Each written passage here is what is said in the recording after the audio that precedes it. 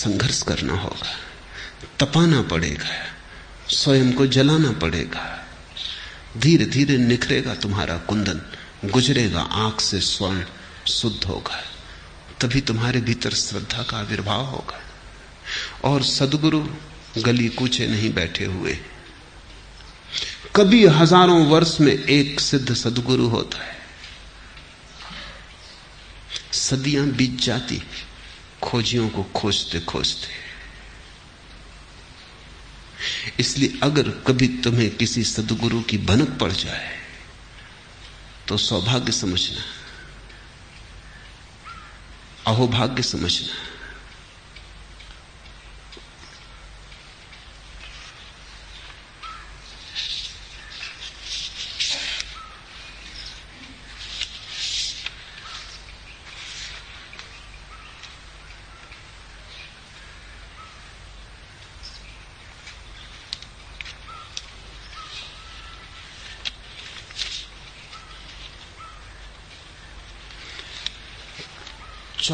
पांचवा प्रश्न, भगवान बुद्ध ने अवैर के स्थान पर प्रेम शब्द का व्यवहार क्यों नहीं किया? जानकर।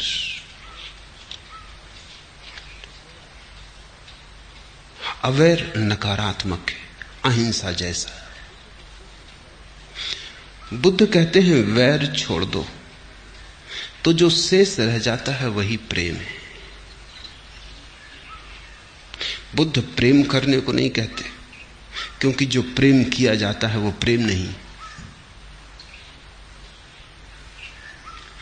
तुम चिकित्सक के पास जाते हो, वो निदान करता है बीमारी के, वो औषधि देता है बीमारी मिटा देने को। जब बीमारी हट जाती है तो जो शेष रह जाता है वही स्वास्थ्य है। स्वास्थ्य की अलग से चर्चा करनी फिजूल है और खतरा भी है, क्योंकि तुमसे अगर यह कहा जाए कि प्रेम करो तो तुम वैर तो न छोड़ोगे, प्रेम करना शुरू करोगे। क्योंकि करना तुम्हें सदा आसान मालूम पड़ता है, क्योंकि करना अहंकार को तृप्ति देता है। तुम प्रेम करना शुरू करोगे, वैर तो न छोड़ोगे, प्रेम करोगे। तो ऐसा हो सकता है कि तुम वैर को प्रेम में ढांक दो, वैर तो बना रहे और प्रेम के आवरण में ढांक दो। तब तुम्हारा प्रेम भी झूठा होगा, क्योंकि वैर के ऊपर प्रेम कैसे खड़ा हो सकता है?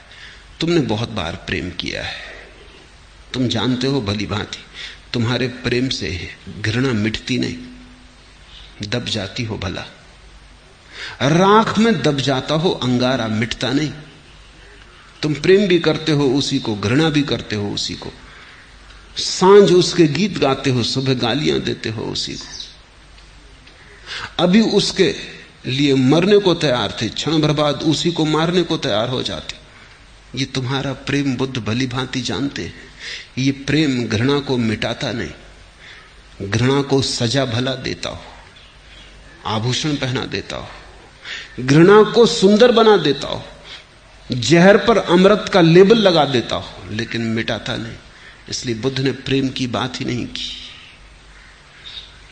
बुद्ध ने कहा अवैर, तुम वैर छोड़ दो, तुम घृणा छोड़ दो, फिर जो शेष रह जाएगा वही प्रेम। और इस प्रेम का गुणधर्म अलग है। तुम जो प्रेम करते हो वो भी कृत्य है। बुद्ध जिस प्रेम की बात कर रहे हैं वो कृत्य नहीं है, ना ही कोई संबंध है, वो तुम्हारा स्वभाव है। अभी तुम कहते हो मैं तुम्हें प्रेम करता हूं, तुम्हारे हाथ में है, चाहो तो करो, चाहो तो अलग कर लो। कल कह दो कि नहीं करता। लेकिन जिसके जीवन से वैर चला गया वो ऐसा नहीं कह सकता कि मैं तुम्हें प्रेम करता हूं और अलग कर लेता हूं। वो तो ऐसे ही कहेगा मैं प्रेम हूं, तुम चाहे भला करो चाहे बुरा करो, मैं प्रेम हूं। ये प्रेम मेरा स्वभाव है। तुम मुझे मारो तो, तुम मेरी सेवा करो तो, तुम आदर करो अनादर करो, तुम्हारा कृत्य अब अर्थ नहीं रखता। मेरे प्रेम में कोई अंतर ना पड़ेगा। एक आदमी ने बुद्ध के मुंह पर थूक दिया, उन्होंने अपनी चादर से थूक पहुंच लिया और उस आदमी से कहा कुछ और कहना, क्योंकि बुद्ध ने कहा ये भी तेरा कुछ कहना है, वो मैं समझ गया, कुछ और कहना। आनंद तो बहुत क्रोधित हो गया उनका शिष्य, वो कहने लगा ये सीमा के बाहर बात हो गई, आप पर वो कोई थूक दे और हम बैठे देखते रहे, जान लेने देने का सवाल हो गया, आप आज्ञा दें मैं इस आदमी को ठीक करूं। छत्री था आनंद, बुद्ध का चचेरा भाई था, योद्धा रह चुका था, उसकी भुजाएं फड़क उठी। उसने कहा कि हो गया बहुत, वो भूल ही गया कि हम भिक्षु हैं, सन्यासी। बुद्ध ने कहा कि उसने जो किया वो क्षम्य, तू जो कर रहा है वो और भी खतरनाक है। उसने कुछ किया नहीं है, सिर्फ कहा है। तुझे समझ नहीं आता आनंद, कभी ऐसी घड़ियां होती हैं जब तुम कुछ कहना चाहते हो लेकिन कह नहीं सकते, शब्द छोटे पड़ जाते। किसी को हम गले लगा लेते हैं, कहना चाहते थे लेकिन इतना ही कहने से कुछ काम न चलता कि मुझे बहुत प्रेम है, बहुत साधारण मालूम होता, गले लगा लेते, गले लगा के कहते। इस आदमी को क्रोध था, ये गाली देना चाहता था लेकिन गाली इसको कोई मजबूत न मिली। इसने थूक के कहा, बात समझ में आ गई, हम समझ गए इसने क्या कहा, अब इसमें झगड़े की क्या बात है। इससे हम पूछते हैं आगे और क्या कहना है। वो आदमी शर्मिंदा हुआ, वो बुद्ध के चरणों पर गिर पड़ा। उसने कहा मुझे क्षमा कर दे, मैं बड़ा अपराधी हूं और आज तक तो आपका प्रेम मुझ पर था, अब मैंने अपने हाथ से प्रेम गंवा दिया। बुद्ध ने कहा तू उसकी फिक्र मत कर, क्योंकि मैं तुझे इसलिए थोड़ी प्रेम करता था कि तू मेरे ऊपर थूकता नहीं था। बुद्ध का वचन सुनने जैसा है। मैं इसलिए थोड़ी तुझे प्रेम करता था कि तू मेरे ऊपर थूकता नहीं था। अगर इसलिए प्रेम करता था तो थूकने से टूट जाएगा। मैं तुझे प्रेम करता था क्योंकि और कुछ मैं कर ही नहीं सकता हूं, वो मेरा स्वभाव है। तू थूकता है कि नहीं थूकता है ये तेरी तू जान। तू मेरे प्रेम को लेता है या नहीं लेता है ये भी तेरी तू जान। लेकिन मुझसे प्रेम वैसे ही है जैसे कि फूल खिलता है और गंध पिघल जाती। अब दुश्मन पास से गुजरता है तो उसके नासापुटों को भी भर देती, वो खुद ही रूमाल लगा ले बात अलग। मित्र निकलता है उसके नासापुटों को भी भर देती। मित्र थोड़ी देर ठहर जाए फूल के पास और उसके आनंद में भागीदार हो जाए, बात अलग। कोई न निकले रास्ते से तो भी गंध गिरती रहती है सूने एकांत में। तो बुद्ध ने कहा मेरा प्रेम स्वभाव है, इसको समझ लो। जिसे तुम प्रेम कहते हो वो स्वभाव नहीं है, वो तुम्हारा कृत्य है, वो तुम्हारी एक चित्त दशा है, स्वभाव नहीं। तो इसलिए जिसे तुम सुबह प्रेम करते हो शाम को उसे घृणा कर सकते हो, कोई अंतर नहीं पड़ता, क्योंकि चित्त बदल जाता है, मूड बदल जाता है, भाव बदल जाता है। बुद्ध ने नहीं कहा कि प्रेम करो, क्योंकि तुम प्रेम शब्द से गलत समझते। तुम जिसे प्रेम कहते हो वही समझते। बुद्ध ने कहा अवैर, कृपा करो इतना ही वैर मत करो, फिर जो रहेगा वो प्रेम है, और उस प्रेम की गंध और उस प्रेम का गीत और।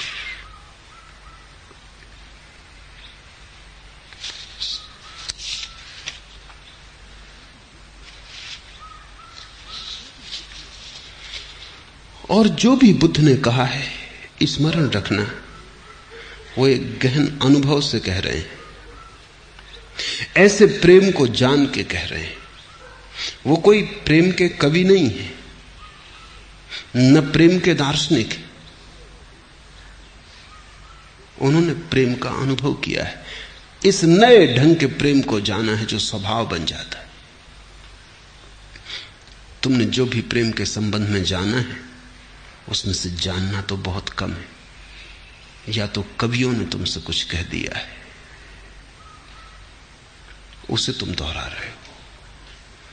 क्योंकि फ्रायड ने अपने एक पत्र में एक मित्र को लिखा है कि अगर दुनिया में कवि ना होते तो शायद प्रेम को कोई जानता ही नहीं। बात समझ में आती। कवि गाते रहे प्रेम की बात, हालांकि कवियों को भी कोई प्रेम बहुत पता होता है ऐसा नहीं, अक्सर तो बात उल्टी। जिनके जीवन में प्रेम नहीं होता वो प्रेम की कविता करके अपने मन को बहलाते। जिसके जीवन में प्रेम है वो कविता किस लिए करे? उसका जीवन ही कविता होता है। लेकिन जिनके जीवन में प्रेम नहीं होता वो बैठ के प्रेम की कविता कर करके अपने मन को बहलाते। जो प्रेम वो प्रकट नहीं कर पाए किसी और तरह से, उसे कविता में उंडेलते। अक्सर प्रेम की 100 में से 99 कविताएं उन लोगों ने लिखी हैं जिन्हें प्रेम का कोई अनुभव नहीं। ये बड़ी कठिन बात है। अक्सर बहादुरी की बातें वही लोग करते हैं जो कायर। वो अक्सर बहादुरी के किस्से गढ़ के बताते रहते।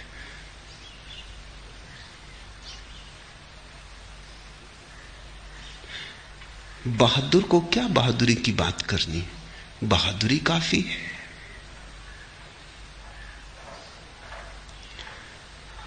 बुद्ध ने जो कहा है वो किसी कवि की बात नहीं, न किसी शास्त्रकार की बात है। उन्होंने प्रेम जाना, और उन्होंने प्रेम एक ही तरह से जाना, और एक ही तरह से जाना है किसी ने जब भी जाना। उन्होंने वैर छोड़ के जाना। तुम जिससे प्रेम कहते हो उसे वो भी जानते थे। उनकी पत्नी थी, बच्चा था, मां थी, पिता थे, सब थे। उनको उन्होंने खूब प्रेम किया था, और एक दिन पाया कि उस प्रेम में कुछ भी नहीं, वो केवल मन का सपना है। उस प्रेम की व्यर्थता को देखकर वो हट आए। उन्होंने फिर नए ढंग का प्रेम खोजना चाहा। उस प्रेम में तो घृणा दबी थी, मिटी ना थी। उन्होंने एक ऐसा प्रेम जानना चाहा जो इतना शुद्ध हो कि घृणा उसे विकृत ना करे, जिसमें घृणा का एक बूंद भी ना हो। और मजा ऐसा है कि दूध की भरी प्याली में जहर की एक बूंद काफी है उसे नष्ट करने को। यद्यपि जहर की भरी प्याली में दूध की एक बूंद उसे शुद्ध न करेगी। विकृत बड़ा समर्थ है, अशुद्ध बड़ा समर्थ है, शुद्ध बड़ा कोमल है, नाजुक है। फूल की तरफ एक पत्थर मार दो तो फूल बिखर जाता है, और 1000 फूल पत्थर को मारो तो भी कुछ नहीं होता।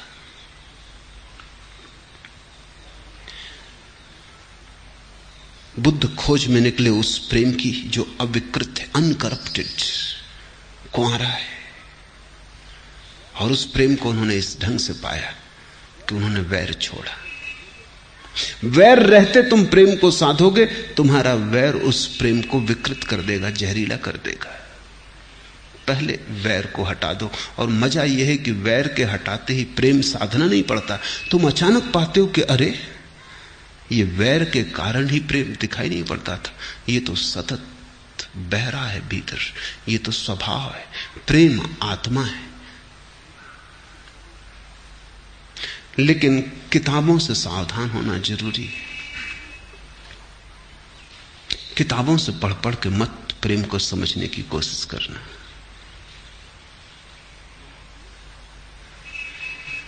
मैंने सुना है एक पियक्कड़ को एक धर्म गुरु समझा रहा था कि देख, बंद कर ये पीना, नहीं तो परमात्मा से चूक जाएगा। तो उस पियक्कड़ ने कहा कि हमने तो पी पी के और बेहोश हो के ही उसे पहचाना है, तो परीक्षा हो जाए। उसने कहा, किधर से बर्क चमकती है देखें ए वाइज, मैं अपना जाम उठाता हूं, तू किताब उठा। और बिजली किस तरफ चमकती है देखेंगे, तू अपनी किताब उठा। मैं अपना जाम उठाता हूं, तू किताब उठा। किधर से बर्क चमकती है देखें ए वाइज, और फिर देखेंगे कि कहां से बिजली चमकती, तेरी किताब से। या मेरे जाम से। एक किताबों की दुनिया है और एक जाम की दुनिया है। एक पीने वालों की दुनिया है जिन्होंने जाना स्वाद, और एक केवल शब्दों के गुणतारा बिठाने वालों की दुनिया है। इसमें थोड़ा ख्याल रखना। जिन्होंने जाना है उन्होंने कहा अवेयर, और जिन्होंने नहीं जाना उन्होंने कहा प्रेम। और जो प्रेम की कहते हैं उनके कहने से कभी प्रेम नहीं आया, और जिन्होंने अवेयर समझाया उनके कहने से प्रेम आया। ये विरोधाभास है। मैं अपना जाम उठाता हूं, तू अपनी किताब उठा। किताबें मुर्दा हैं, वेद कुरान पुराण सब मुर्दा हैं। जब तक जीवन का जाम खुद न पिया जाए तब तक तुम जो कहते हो कितनी ही कुशलता से कहो, झूठ झूठ ही रहेगा, सच नहीं हो पाता है। हमने दो शब्द इस देश में उपयोग किए, एक कवि और एक ऋषि। ऋषि हम उसको कहते हैं जिसका काव्य अनुभव से आया, और कवि हम उसे कहते हैं जिसका काव्य कल्पना से आया। दोनों कवि हैं,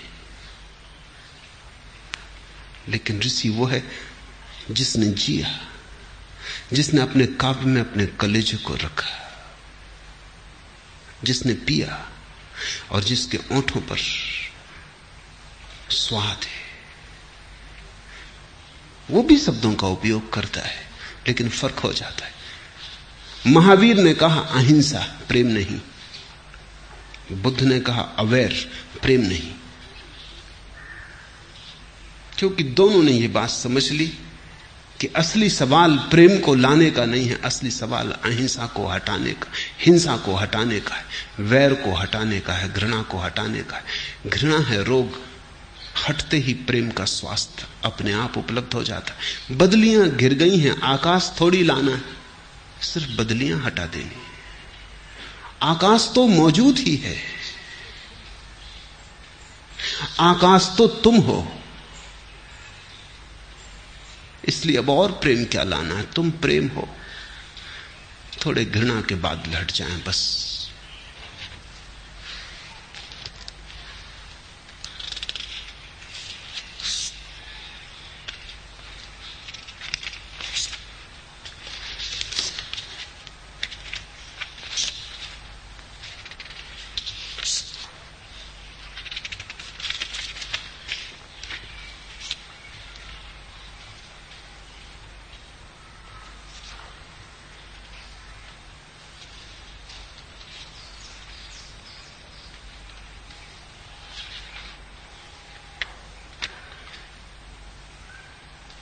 थोड़े से छोटे छोटे प्रश्न। बुद्ध ने कहा कि अकेले ही है सत्य की यात्रा, फिर विराटतम संघ क्यों बनाया? ताकि बहुत से लोग एक साथ अकेले अकेले की यात्रा पे जा सके। साथ जाने के लिए संघ नहीं बनाया। साथ तो कोई जा ही नहीं सकता समाधि में, अकेले अकेले ही जाना होता है। यात्रा का अंत तो सदा अकेले पे होता है, लेकिन प्रारंभ में अगर साथ हो तो बड़ा ढाढ़स, बड़ा साहस मिल जाता। तुम अकेले ध्यान करो तो भरोसा नहीं आता कि कुछ होगा। तुम्हें अपने पे भरोसा खो गया है। तुम 1000 आदमियों के साथ ध्यान करो, तुम्हें अपने पे तो भरोसा नहीं है। ये 9,999 लोगों की भीड़ पे तुम्हें भरोसा आ जाता। इनमें से भी प्रत्येक की यही हालत है, इनको अपने पे भरोसा नहीं है। हो भी क्या अपने पे भरोसा, जिंदगी भर की कुल कमाई कूड़ा करकट है, कुछ अनुभव तो आया नहीं। इनकी आस्था ही खो गई कि हमें और शांति मिल सकती, असंभव। इन्हें अगर आनंद मिल भी जाए तो ये सोचेंगे कि ये कोई कल्पना हुई या किसी ने कोई जादू कर दिया। मुझे और आनंद नहीं, ये हो नहीं सकता। सभी की यही हालत है, लेकिन 10,000 लोग जब साथ खड़े होते हैं तो 9,999 तुम्हें बल देते हैं कि जिस तरफ इतने लोग जा रहे हैं वहां कुछ होगा। ये बल प्राथमिक धक्का बन जाता है, इससे गति शुरू हो जाती। एक बार गति शुरू हो गई फिर तो तुम्हें अपने ही अनुभव से भरोसा आने लगता है। धीरे धीरे साथ की कोई जरूरत नहीं रह जाती, तुम अकेले हो जाते हो। अकेले होने के लिए भी साथ की जरूरत है। तुम इतने कमजोर हो गए हो, तुमने इतना अपने स्वभाव को भुला दिया है कि तुम्हें अपने पर ही भरोसा लाने के लिए भीड़ की जरूरत हो जाती। बुद्ध ने संघ बनाया ताकि लोग अकेले की अंतर यात्रा पर एक दूसरे के सहारे प्राथमिक चरण उठा सके। अंतिम चरण तो सदा अकेला है, फिर तो वहां कोई भी नहीं रह जाता। और बुद्ध के हिसाब में तो आखिरी चरण पर तुम भी नहीं रह जाते। अनत्ता, अनात्मा, आत्मा तक खो जाती। दूसरे की तो फिक्र छोड़ें, बुद्ध कहते हैं तुम भी नहीं बचते। कुछ बचता है जिसको शब्द देने का उपाय नहीं, अनिर्वचनीय, शून्य जैसा कुछ। लेकिन न तुम होते न कोई दूसरा होता। पर प्राथमिक चरण पर इसका उपयोग है। मेरा भी अनुभव यही है कि मैंने लोगों को अकेले अकेले भी ध्यान करवा के देखा, गति नहीं होती। लेकिन साथ अगर वो ध्यान करते, एक दफा गति हो जाती, फिर तो वो खुद ही कहते हैं कि अब हम अकेला करना चाहते। साथ से शुरुआत सुगमता से हो जाती। तुम साहस भी जुटा पाते हो, तुम थोड़े पागल होने की हिम्मत भी जुटा पाते हो, तुम थोड़े आनंदित होने की हिम्मत भी जुटा पाते हो। जब 1000 लोग नाचते हैं तो तुम्हारे पैर में भी कोई नाचने लगता है, तब रोके नहीं रुकता। और जब 1000 लोग आह्लादित होते हैं तो उनका आह्लाद संक्रामक हो जाता है। बीमारी ही संक्रामक नहीं होती, स्वास्थ्य भी संक्रामक होता है। और जब 10 लोग उदास बैठे हो तो उनके बीच तुम भी उदास हो जाते हो, और जब 10 लोग हंसते हैं तो उनके बीच तुम भी हंसने लगते हो। बुद्ध को यह समझ में आ गया। बुद्ध ने पहला संघ बनाया क्योंकि उन्हें एक बात समझ में आ गई कि आदमी इतना कमजोर हो गया है कि अकेला जा ना सकेगा। यात्रा अकेले की है पर अकेला जा ना सकेगा। संग साथ हिम्मत पड़ जाएगी। आखिरी प्रश्न, हमें आपके शब्दों में कोई श्रद्धा नहीं बैठती और आपके सारे शब्द झूठ प्रतीत होते हैं, फिर भी यहां से चले जाने का मन क्यों नहीं होता है? ये पूछा है आनंद सरस्वती ने।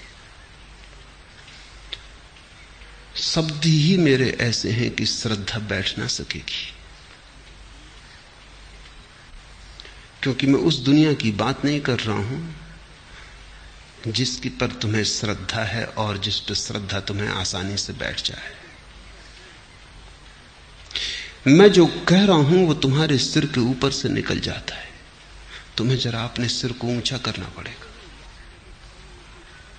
2 ही उपाय हैं, या तो मैं जो कह रहा हूं उसे नीचा करूं, तब मैं व्यर्थ हो जाऊंगा, उसका कोई सार ना रहेगा। दूसरा उपाय है कि तुम जरा अपना सिर ऊपर करो, तुम जरा ऊपर उठो। हर आदमी ऐसा सोचता है मन में कि जैसे श्रद्धा तो उसके पास है ही, बिठाना भर है। श्रद्धा तुम्हारे पास है नहीं, अभी होती तो बैठ जाती। जिनके पास है बैठ गई है,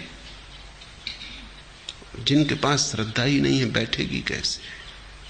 तुम्हारी हालत ऐसी है कि मैंने सुना कि मुल्ला नसरुद्दीन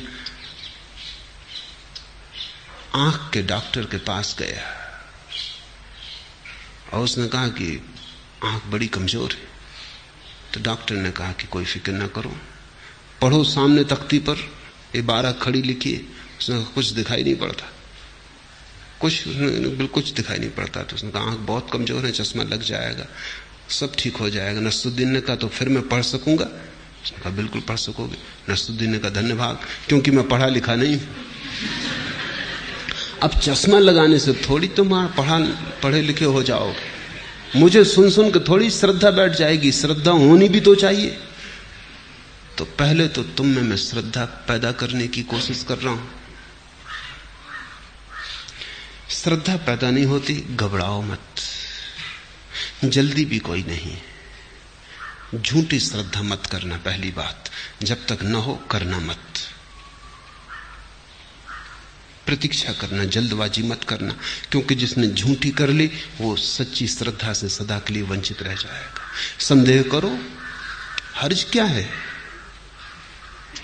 अभी संदेह है तो संदेह ही करो, कुछ तो करो। श्रद्धा नहीं सही, संदेह सही। संदेह से ही धीरे धीरे श्रद्धा की तरफ उठोगे। संदेह करते करते जब तुम पाओगे कि संदेह थकता है और गिरता है, मैं जो कह रहा हूं तुम उसे संदेह से काट ना सकोगे। मैं जो कह रहा हूं वो तुम्हारे संदेह को काट देगा। होने दो संघर्ष, जल्दी कुछ नहीं है। और तुम कहते हो कि आपके सारे शब्द झूठ प्रतीत होते हैं, ठीक ही है, बात होंगे ही, क्योंकि तुम जहां खड़े हो वहां तुमने झूठ को सच मान रखा है। इसलिए जब तुम सच को पहली बार सुनोगे वो झूठ मालूम होगा।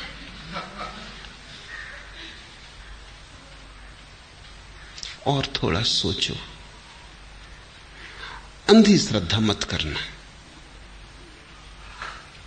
सच्ची अश्रद्धा भी बेहतर है झूठी श्रद्धा से। ईमानदार रहना, प्रामाणिक रहना। और तुम पूछते हो कि फिर यहां से चले जाने का मन क्यों नहीं होता? शायद तुम्हें पता ना हो, तुम्हारे भीतर कहीं श्रद्धा का अंकुरण शुरू हो गया होगा। खुद भी खबर लगने में देर लगती है। जो हृदय में शुरू होता है, बुद्धि तक खबर पहुंचने में कई दफे वर्षों लग जाते, इसलिए भाग भी नहीं सकते, फंस गए।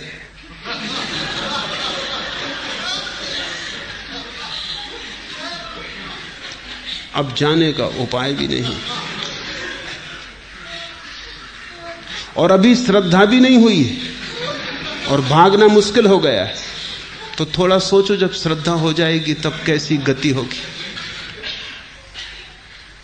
सौभाग्यशाली हो कि श्रद्धा भी नहीं हुई है, शब्द झूठ भी लगते हैं, फिर भी हृदय जाने नहीं देता। हृदय तुम्हारे पास कीमती है, तुम्हारी बुद्धि और खोपड़ी से ज्यादा मूल्यवान। तुमसे ज्यादा बड़ी चीज तुम्हारे भीतर छुपी है, वो तुम्हें नहीं ले जाने देती, भागने नहीं देती। तुमसे बड़ा कोई तुम्हारे भीतर बैठा, उसे मेरे शब्द समझ में आ रहे हैं, उसकी मुझ पर श्रद्धा हो गई है। आज इतना।